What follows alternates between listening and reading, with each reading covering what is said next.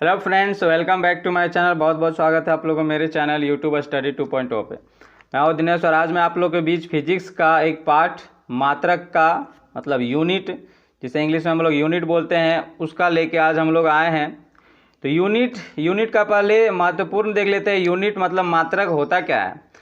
तो ये चीज़ याद रखेंगे कि मात्रक जो है कोई भी बिना मात्रक के कोई भी माप या कुछ भी चीज़ अधूरा होता है। जैसे कि अगर हम लोग मात्रक किसे कहते हैं ये चीज़ याद रखो। जैसे कि हम लोग 10 केजी तो ये 10 जो है, ये अगर ये केजी नहीं रहेगा तो इसका मान जो है वो अधूरा रहेगा।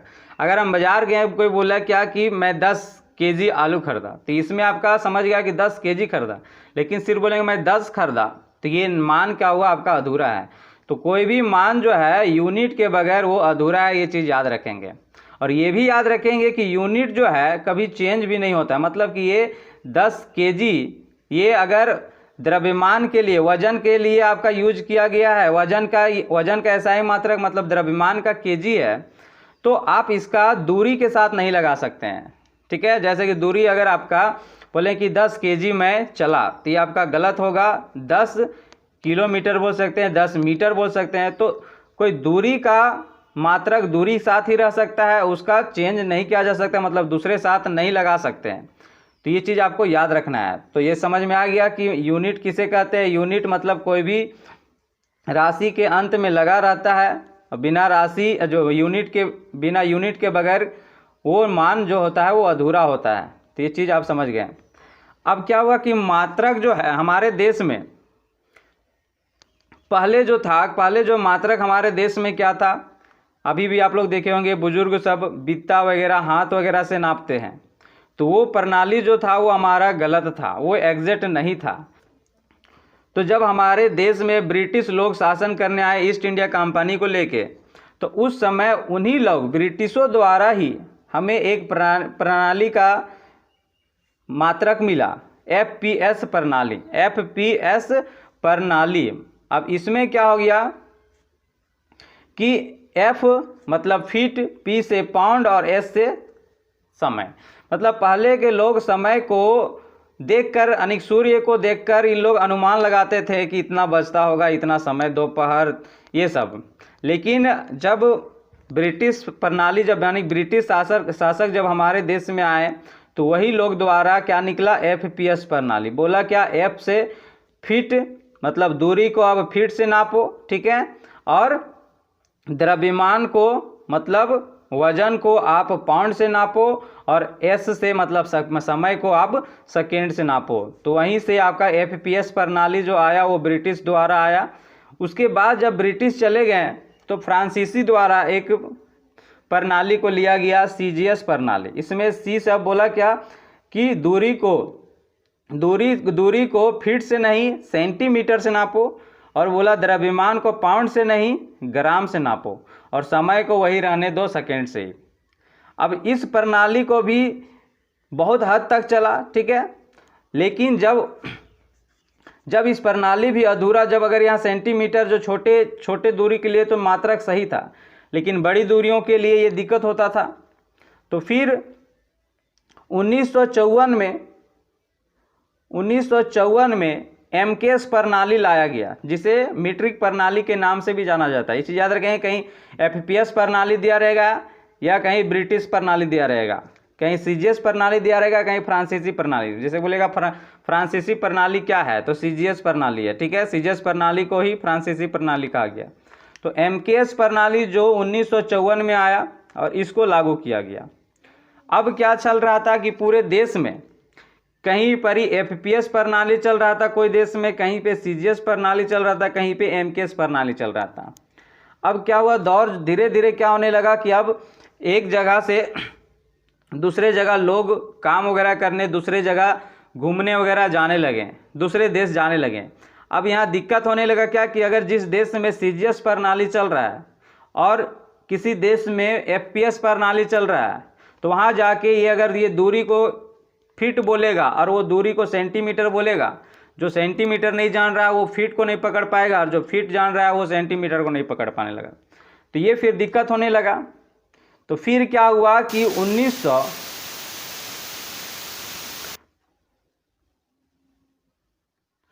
फिर क्या हुआ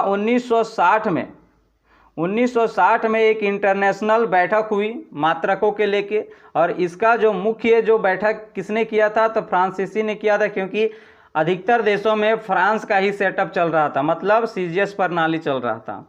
तो 1960 में इंटरनेशनल बैठक हुई, इसी को हम लोग एसआई बोलते हैं, ठीक है, इंटरनेशनल सिस्टम, ठीक है। तो एसआई कहीं लिखा रहेगा तो समझ जाना है कि 1960 में जो बैठक हुई उन राशियों को जो मात्रक दिया गया है उसको उसके बारे में पूछा जा रहा है।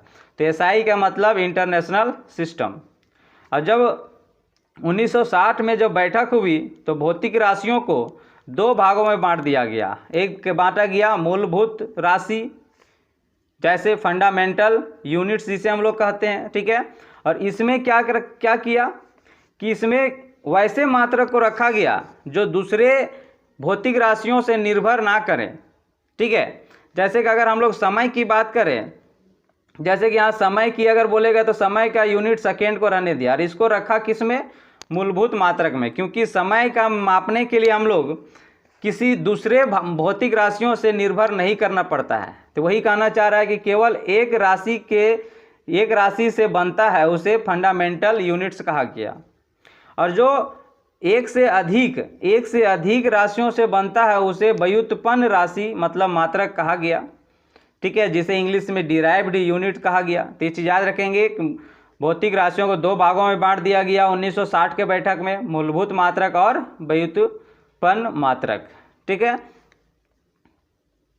अब देखेंगे कि मूलभूत राशि जो है 1960 के बैठक में 6 थे, ठीक है। पहला कौन था, लंबाई का जो मीटर है, द्रव्यमान का किलोग्राम, और समय का सेकेंड, विद्युत धारा का एम्पियर, ताप का केल्विन, ज्योति तीव्रता का कैंडेला, और ठीक है 1960 के बैठक में यही 6 मात्र को यहाँ से यहाँ तक यही 6 जो थे मूलभूत राशि थे, और ये मूलभूत मात्रक, ठीक है। ये चीज़ याद रखेंगे, मूलभूत मात्रक बोलेगा तो ये वाला, ठीक है, ये वाला को मूलभूत मात्रक, राशि बोलेगा तो ये वाला को बोलना है, ठीक है।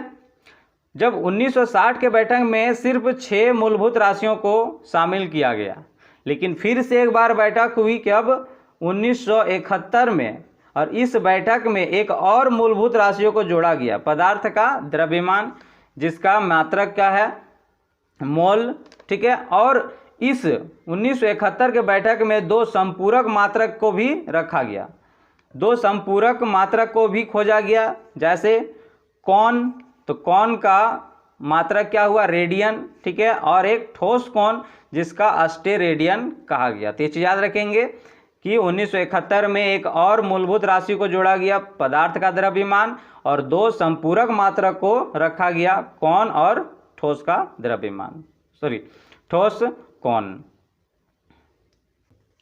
तो अब यहाँ से देखेंगे व्युत्पन्न मात्रक, और यह है व्युत्पन्न राशि। मात्रक को अब इस साइड कर दिए हैं और राशि को इस साइड किए हैं, चीज़ याद रखेंगे। तो प्रकाश वर्ष किसका मात्रक है, तो दूरी का, और इससे क्या नापा जाता है, तो सूर्य के किरणों द्वारा एक साल में तय की गई दूरी को प्रकाश वर्ष से नापा जाता है, ठीक है। अब खगोलीय मात्रक क्या है, सूर्य से पृथ्वी के बीच की दूरी को नापने के लिए खगोलीय मात्रक का यूज किया जाता है। उसके बाद पार्सेक एक बड़ी दूरियों के लिए नापा जाता है, मतलब कि तारे वगैरह की दूरियों को मापने के लिए पार्सेक का यूज किया जाता है। उसके बाद क्या है, लूमेन क्या है, तो लूमेन किसका है, ज्योति फ्लक्स का। इस याद रखेंगे, सब याद रखेंगे, उसके बाद फिर 1 बाय 1 हम लोग पढ़ेंगे भी। तो अभी याद रखेंगे कि लूमेन किसका मात्रक है, तो ज्योति फ्लक्स का। उसके बाद पास्कल या बार, ये दोनों किसका मात्रक है, तो दाब का। न्यूटन या डाइन, ये किसका मात्रक है, तो बल का। तो न्यूटन जो है वो एसआई मात्रक है, और डाइन जो है बल का वो सीजीएस मात्रक है। चीज़ याद रखेंगे, हम लोग पढ़ेंगे इसके बारे में। उसी तरह जूल और अग्र दोनों जो है कार्य का है। जूल जो है एसआई मात्रक, मतलब कि 1960 के बैठक में बना था, 1971 के बैठक में बना था, और अर्ग जो है वो सीजीएस प्रणाली है। उसके बाद क्या है कि इलेक्ट्रॉन वोल्ट या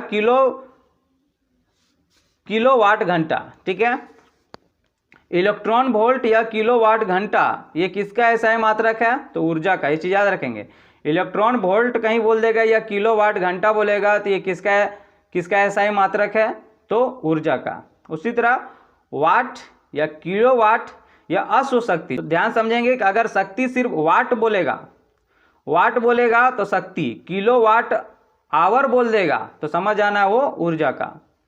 उसी तरह ओम किसका मात्रक है, तो प्रतिरोध। इसका नाम देखो, प्रतिरोध को ही कितने प्रकार के लिखा जाता है, तो प्रतिरोध, प्रतिघात और प्रतिबाधा, ये तीनों नाम कहीं दिख गया तो उसका SI मात्रक जो होगा वो ओम होगा।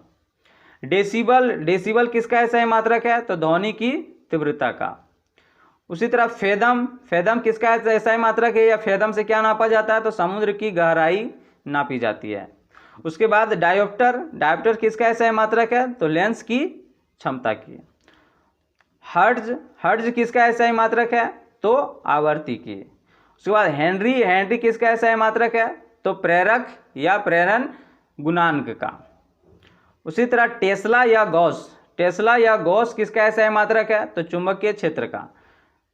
उसके बाद बेवर या मैक्सवेल किसका SI मात्रक है, तो चुंबकीय फ्लक्स का। ये चीज याद रखें, फ्लक्स आपको 3 जगह मिला, ठीक है, एक ज्योति फ्लक्स, ठीक है, एक ज्योति फ्लक्स मिला आपका, ठीक है, और एक जो फ्लक्स आपको 2 जगह मिला, एक ज्योति फ्लक्स मिला और एक चुंबकीय फ्लक्स। तो ये चीज याद रखें, चुंबकीय फ्लक्स बोलेगा तो बेवर या मैक्सवेल, ठीक है। उसी तरह वोल्ट किसका मात्रक है, तो विभव का। कूलाम किसका SI मात्रक है, तो आवेश का। डॉप्सन किसका SI मात्रक है, तो डॉप्सन ओजोन परत की मोटाई का SI मात्रक है। मतलब कि डॉप्सन से क्या नापा जाता है, तो ओजोन परत की मोटाई नापा जाता है। और फेराडे किसका SI मात्रक है, तो विद्युत धारिता का। तो ये 21 SI मात्रक और 7 मूलभूत मात्रक और 2 संपूरक मात्रक, ठीक है। तो 21 ये और 7 और 2, ठीक है। तो कितना हो गया टोटल आपका 30 SI मात्रक लिखा दिए। तो इसको आप लोग याद कर लेंगे। मिलते हैं नेक्स्ट पार्ट में नेक्स्ट वीडियो के साथ। Good bye.